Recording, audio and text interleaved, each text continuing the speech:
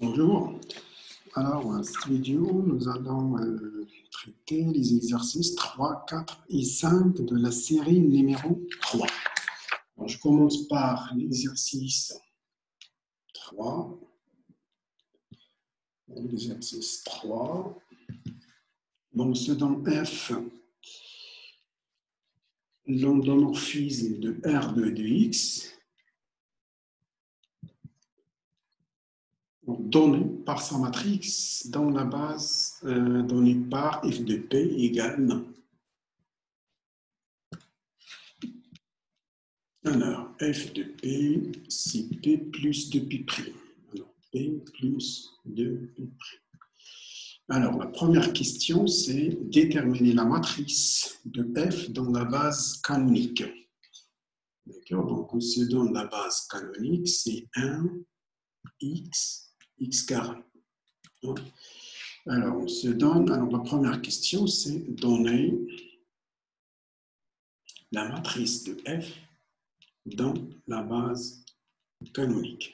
Donc là, il faut calculer f de 1, f de x, f de x carré. Donc, on a alors, f de 1.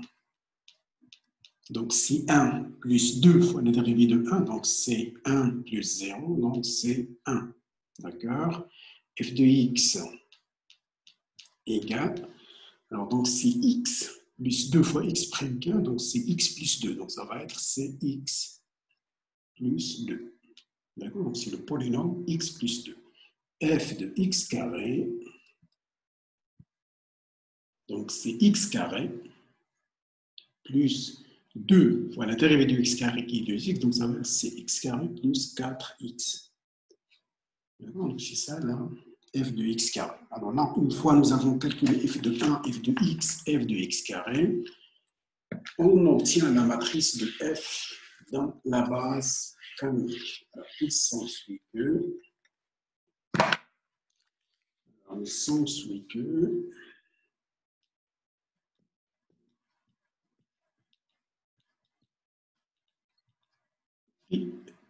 la matrice, donc A, je la note A, qui est la matrice de F dans BC, donc c'est 1. Donc là, une fois j'ai ça, donc c'est quoi? C'est F de 1 égale à 1, donc j'ai la colonne 1, 0, 0. F de x égale x plus 2, donc j'ai ici 2, j'ai 1, 0. F de x carré, c'est x carré plus 4x, donc j'ai 0, 4, 1. C'est la matrice de F dans la base canonique. Alors, maintenant, la deuxième question, c'est calculer le polynôme caractéristique de F. Donc, deuxième question, calculer Pf de x. Alors, calculer Pf de x. Alors, on a Pf de x. Alors, Pf de x, donc c'est le polynôme caractéristique de sa matrice dans une base donnée. Donc, ça va être Pa de x. D'accord?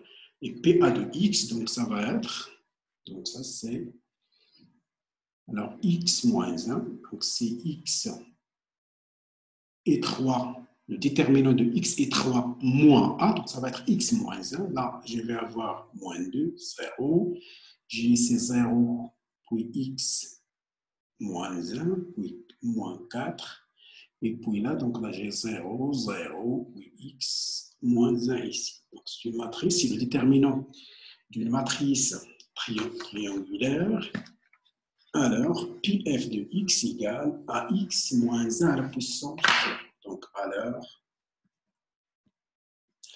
Pf de x, c'est x moins 1 à la puissance 3. Donc, c'est une matrice, le déterminant d'une matrice triangulaire, c'est le produit des éléments diagonaux. Bon, la troisième question, l'endomorphisme F est-il diagonalisable sur R? Alors, donc, je rappelle que F est diagonalisable sur R, c'est seulement si le polynôme caractéristique est scindé sur R, alors c'est le cas ici, et quel que soit lambda dans le spectre de F, il faut que la dimension de E lambda soit égale à la multiplicité de lambda. Alors maintenant, alors ici on a F. F admet une seule valeur propre,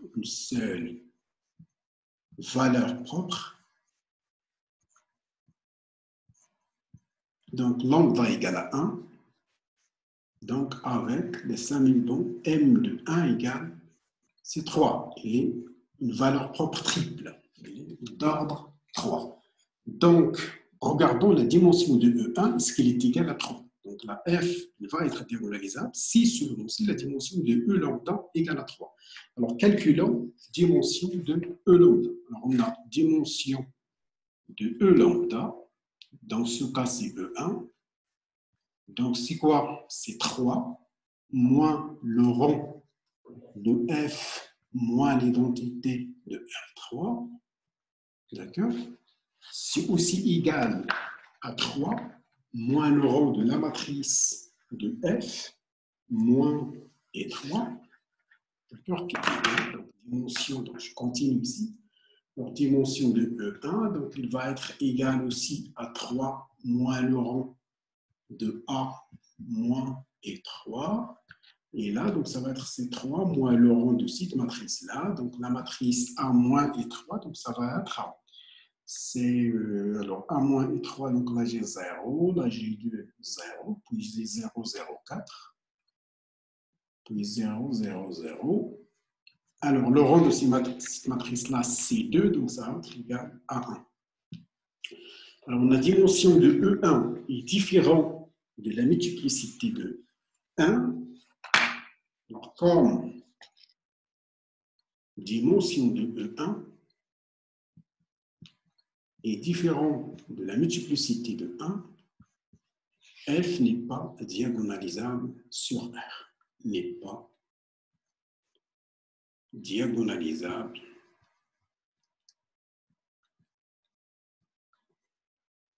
sur R. D'accord? Donc là, donc le deuxième critère de diagonalisabilité n'est pas vérifié. Le polynôme caractéristique est scindé sur R, mais la dimension de E1 est différente de M de 1. Bon, le deuxième critère n'est pas vérifié. Alors, F n'est pas diagonalisable sur R. D'accord? Alors maintenant, passons à l'exercice numéro 4. L'exercice numéro 4 va donner un endomorphisme qui dépend d'un paramètre. Donc, ça, c'est l'exercice 4. Alors, l'exercice 4, on se donne F, un endomorphisme, donc, pour M, un paramètre réel, donc soit F appartient à L de R3, d'accord, donc donné dans la matrice,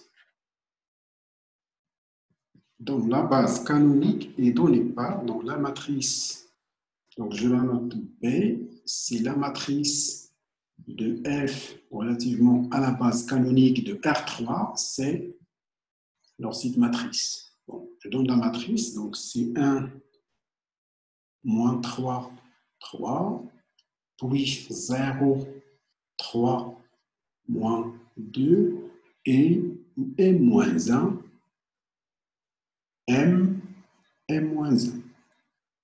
D'accord? Donc, c'est un endomorphisme qui dépend du paramètre M.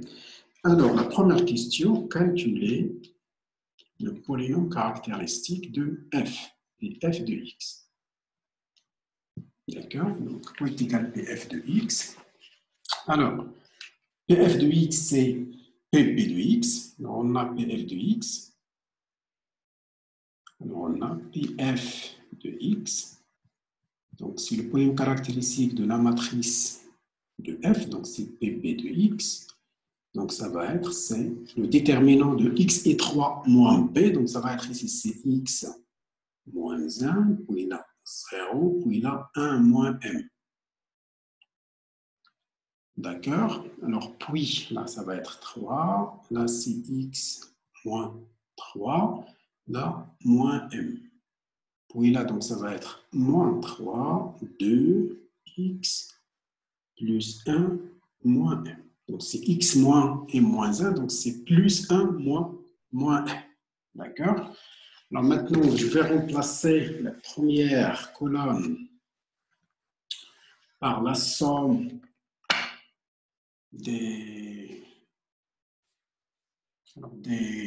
trois colonnes, donc ça égale, donc je l'appelle f de x, donc égal, donc je remplace C1 par C1 plus C2 plus C3, donc égal, alors ça va être Cx moins m, alors 3 et 3, donc ça va être aussi x moins m, la même chose, donc c'est x moins m, donc puis 0, x moins 3, 2, et puis donc 1 moins m, puis moins m, et x plus 1 moins m.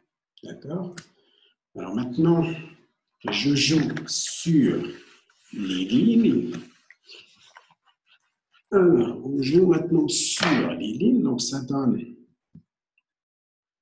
donc c'est x moins m, 0, 1 moins m, et L2 moins L1, donc j'ai laissé 0, j'ai x moins 3, puis moins m moins 1 moins plus 1, donc ça donne ici c'est moins 1.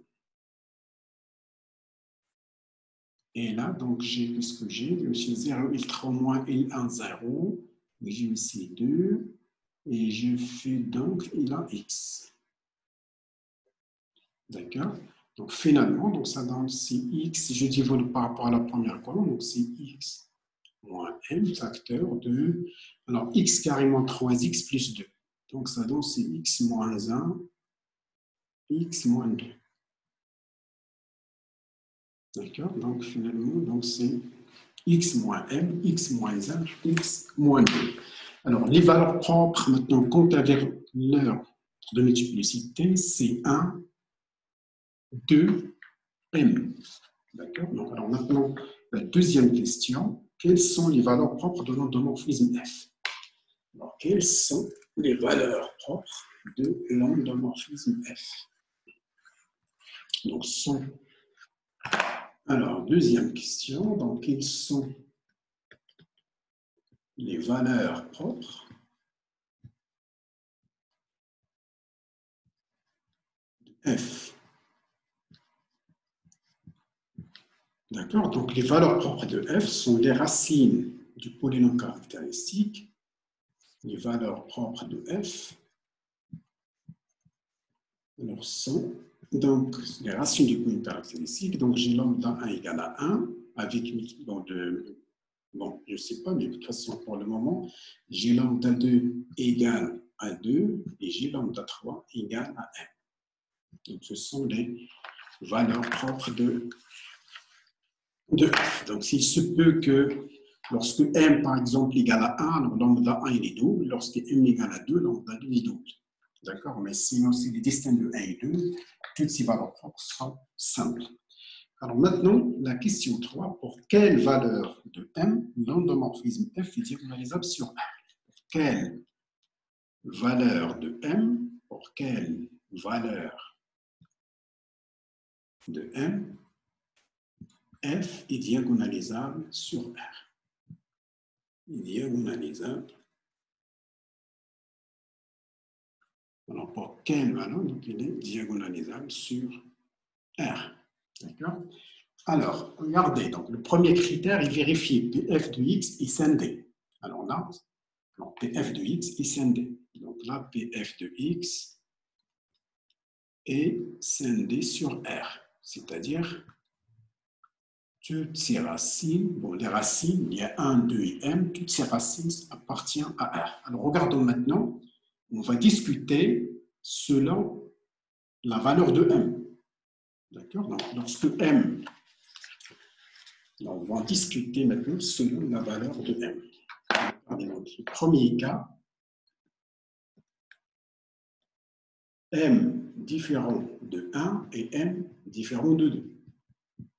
Alors, dans ce cas, f admet 3 valeurs, donc m admet 3 valeurs propres distinctes, alors il est diagonalisable. 3 valeurs propres distinct, alors F est diagonalisable sur R.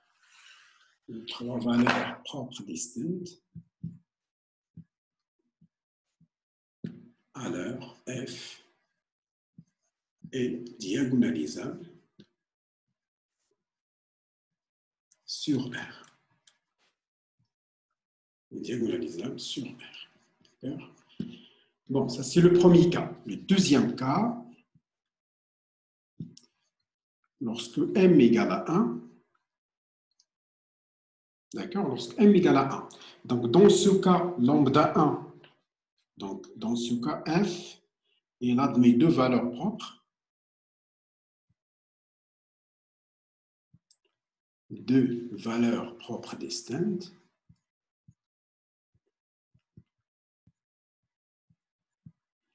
Vous avez 1, donc lambda 1 égale à 1, avec m de 1, c'est 2. Et lambda 2 égale à 2, avec m de 2 égale à 1. D'accord? Donc, dans ce cas, 1 est une valeur propre double, 2 est une valeur propre simple. Alors, f est diagonalisable si seulement si la dimension de E1 égale à 2. Alors, je rappelle que lorsqu'une valeur propre est simple, on a toujours la dimension de E lambda égale à 1. Donc, ça, c'est pas la peine de le vérifier, mais juste on va vérifier est-ce que la dimension de E1 égale à 2. Alors, regardons la dimension de E1, donc ça va être quoi?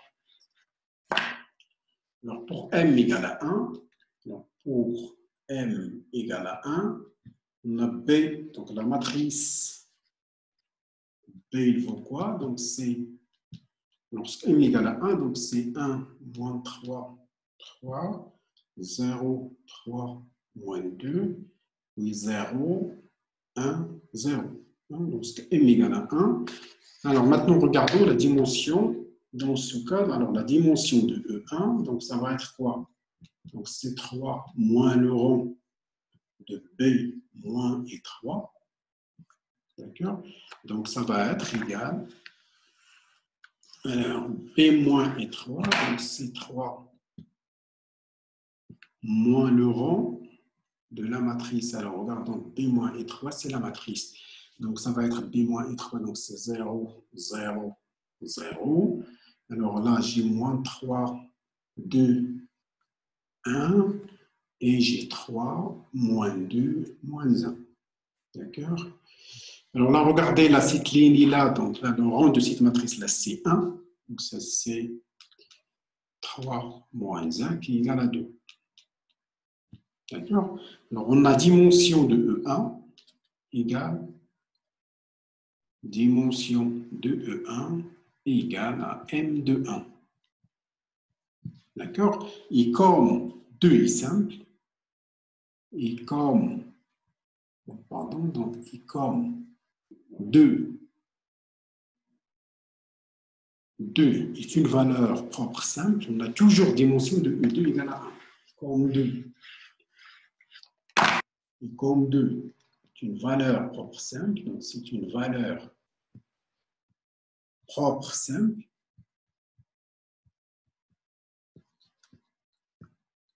D'accord? Alors, on a toujours dimension de E2, c'est 1. Voilà. C'est la valeur propre et simple, dimension de E lambda égale à 1. Alors, le deuxième maintenant critère est aussi vérifié. Il s'ensuit que F, dans ce cas, est diagonalisable. Il s'ensuit que F est diagonalisable. Il s'ensuit que F est diagonalisable sur R. Donc, dans ce cas aussi, F est diagonalisable sur R. Alors, maintenant, le troisième cas. Alors, troisième cas, lorsque M égale à 2. D'accord? Donc, dans ce cas, F admet deux valeurs propres distinctes. Il admet deux valeurs propres distinctes. Propres distinctes. Donc, vous avez lambda 1 égale à 1 avec M de 1 égale à 1 et lambda 2 égale à 2 avec M de 2 égale à 2. Donc, dans ce cas, 2 est une valeur propre, d'où de F. Alors, regardons maintenant, est-ce que la dimension, alors regardons la dimension de E2. Alors, on va calculer la dimension de E2. 1, est-ce qu'il vaut 2 ou non? Alors maintenant, pour M égale à 2, alors la matrice B, donc je donne à M la valeur 2, donc il vaut quoi? Donc il vaut 1 moins 3, moins 3, puis 0, 3, moins 2. Et alors, lorsque M égale à 2, donc j'ai ici 1, donc j'ai 2, j'ai 1. D'accord? Donc maintenant, calculons dimension de E2. Alors si je calcule dimension de E2, donc ça va être quoi? C'est 3 moins le rang de B-2 et 3. D'accord? Alors, B-2 et 3, donc ça va être, c'est quelle matrice? Donc c'est 3 moins le rang. Alors, B-2 et 3, donc ça va être ici, j'ai moins 1, donc c'est 0, 1. J'ai moins 3, puis 1, puis 2. J'ai 3, moins 2, puis moins 1. Donc, c'est le rang de cette matrice. Alors, donc ça va être quoi? Donc, si je fais Gauss, donc ça va être C3 moins le rang de quelle matrice? Donc, je fais ici moins 3, donc c'est moins 1 ici, 0, 1. Donc, moins 3, donc pour avoir ici 0, là j'ai 1, puis 2, moins 3, donc j'ai ici moins 1. Alors, j'ai 3 plus 3 ici pour avoir 0, 1, puis j'ai ici moins 2. Alors, moins 1 plus 3, donc ça donne 2. Et là, donc, bon, je fais maintenant L3 plus 2 fois L2, j'obtiens la ici, égale à 3. Donc, je continue, égale 3, moins le rang. Donc, ça, c'est 3 moins le rang 2. Donc, une matrice. Donc, j'ai ici moins 1, 0, 1. Puis, j'ai 0, 1, moins 1. Alors, qu'est-ce qui reste ici? Donc, alors, L3 plus 2, donc j'ai 0, 0, 0. Alors, finalement, donc ça, c'est le rang de cette matrice-là, c'est 2, donc c'est 1. Donc là, j'ai deux lignes non nulles, le rang de cette matrice égale à 2, 3 moins 2 égale à 1. Alors, dimension maintenant de E2 égale à 1, il est différent de la multiplicité de 2. Donc, comme dimension de E2, il est différent de M de 2, F n'est pas diagonalisable sur R. F n'est pas diagonalisable, alors diagonalisable sur R. Et maintenant, on peut conclure, donc la conclusion, donc là, la conclusion, donc F est diagonalisable sur R, équivalent à M différent de 2. Diagonalisable sur R, d'accord? Donc équivalent, donc si seulement si, est équivalent, si seulement si, M différent de 2. Donc, les paramètres M pour lesquels F est diagonalisable sont les paramètres M qui sont différents de 2. Alors, ceci maintenant, les fins d'exercice numéro 4. Passe maintenant à l'exercice numéro 5. Alors, exercice numéro 5. Regardons l'exercice numéro 5. Alors, on se donne à la matrice carré. Ça, c'est l'exercice numéro 5. Donc, soit A, la matrice réelle d'ordre 3. Donc, AC, cette matrice-là. Alors, 3, 0, moins 1. Oui, 2, 4, 2. Et puis, moins 1, 0, 3. Alors, nous avons déjà calculé le polynôme caractéristique de cette matrice dans l'exercice 2 de la série numéro 3. Donc, la première question calculée et A de X. Alors, nous l'avons déjà calculé, alors on a P A de X égale, alors égal à X moins 2 fois X moins 4 au carré. C'est X moins 2 fois X moins 4 au carré. Et là, donc là, regardez l'exercice 2. Donc, on a déjà. Donc, c'est l'exercice 2. Bon, ça, c'est la matrice B de l'exercice 2. Alors, maintenant, montrer que la matrice A est diagonalisable sur R. Alors, montrer que A est diagonalisable sur R.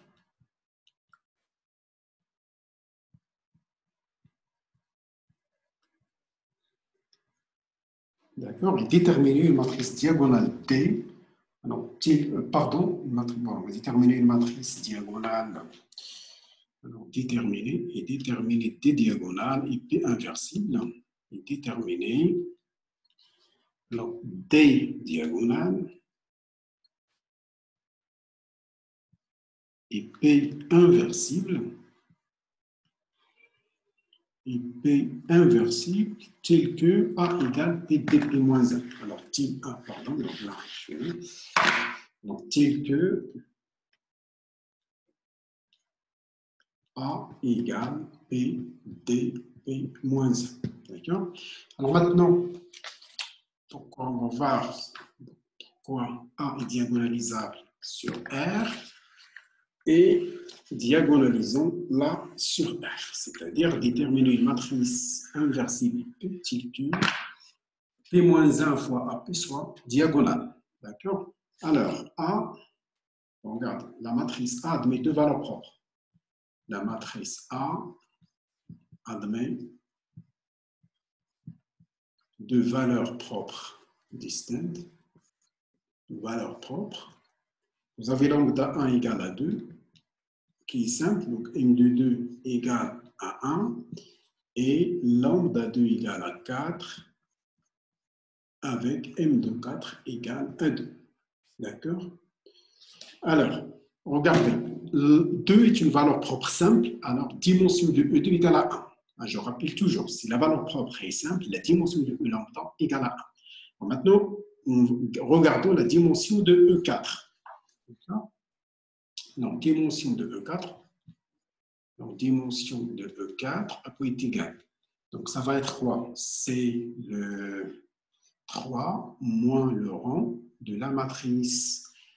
Alors, A moins 4 l'identité. A moins 4 et 3. Donc, ça va être, c'est quoi? C'est 3 moins le rang de quelle matrice? Alors, A moins 4 et 3. Donc, c'est 3 moins 1. Donc, ça va être ici moins 1, puis 0, moins 1. Alors, j'ai ici 2, 4 moins 4, ça fait 0, puis 2 ici. Puis de l'autre côté, donc j'ai moins 1, puis 0. Et là, 3 moins 4, ça fait moins 1. D'accord? Donc, ça égale,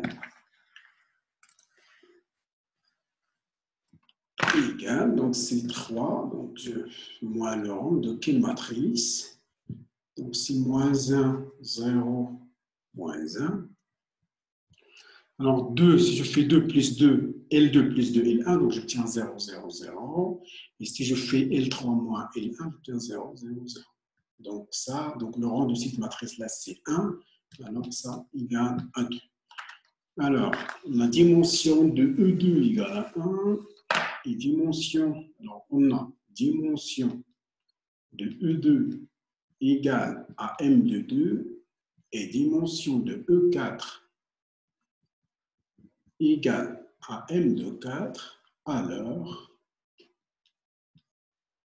A est diagonalisable sur R. Est diagonalisable sur R. D'accord? Maintenant, pour déterminer P inversible, vérifiant P-1 à P soit diagonale, on doit calculer une base de E2, une base de E4. La réunion de ces deux bases nous donne une base de R3 formée de vecteurs propres de A. Et la matrice de passage de la base canonique de R3 à cette base, c'est elle qui vérifie P-1 à P soit diagonale. Alors, je calcule maintenant alors, je dois calculer E2. Donc là, on a E2. Donc, c'est quoi ça? C'est l'ensemble des vecteurs X, Y, Z dans R3. Alors, tel que A, X, Y, Z vaut 2 fois X, Y, Z. Alors maintenant, on obtient un système linéaire. En résolvant ce système linéaire, on trouve que E2 égale avec de... Alors c'est quel vecteur? Donc ça va être avec de E1 moins 2 E2 plus E3. E1 moins de E2 plus E3. D'accord? Alors de même E4. Alors E4, de même, E4 égale, donc c'est l'ensemble des X, Y, Z dans R3. Alors, tel que A fois X, Y, Z égale à 4 X, Y, Z. Et donc, ça donne C vecte de... Alors là, qu'est-ce qu'on détermine? C'est vecte de E2, E1 moins E3. E2, E1 moins E3. D'accord? Alors maintenant, donc, donc, si je prends cette base-là, donc E1 moins 2, E2 plus E3, E2, E1 moins E3, est une base de R3, est une base de R3 formée de vecteurs propres de A, formée de vecteurs propres de A. D'accord? Donc, je la note ici B'. Donc, je la note B' qui est égale. Cette matrice, cette famille, c'est une base de R3 formée de vecteurs propres. Maintenant, si P égale, donc je prends soit P égale, alors, soit P, c'est la matrice de passage de la base canonique de R3 à cette nouvelle base, qui est égale, donc c'est 1 moins 2, 1, puis 0, 1, 0, puis 1, 0, moins 1, alors, par la formule de changement de base, la formule de changement de base, le changement de base, on a T qui est égal, donc T qui est égal, donc ça, on va avoir 2, 0, 0, puis 0, 4, 0, puis 0, 0, 4, égale à P moins 1 à P. D'accord? Alors, ce qui donne que A égale à P fois A fois D, pardon. Ce qui donne A égale P D P moins 1. Avec P, c'est la matrice de passage qu'on vient d'écrire. Et D, c'est une matrice diagonale dont les éléments diagonaux sont les valeurs propres de A. Alors, maintenant, la troisième question, c'est déterminer à la puissance n avec, donc pour n dans n. La troisième question, déterminer à n un entier naturel. Alors, donc pour déterminer A à la puissance n. Donc, je dois calculer P-1. Donc, on a P-1 égale, donc je calcule P-1, c'est quoi? C'est 1 demi, 1, 0, 1, 1, 0, 1 ici, puis 2, 2. Et là, donc j'ai 1, 0, moins 1. D'accord? Alors, donc une fois que j'ai calculé P-1, la relation A égale P dP-1 montre que A à la puissance n égale P d à la puissance n P-1.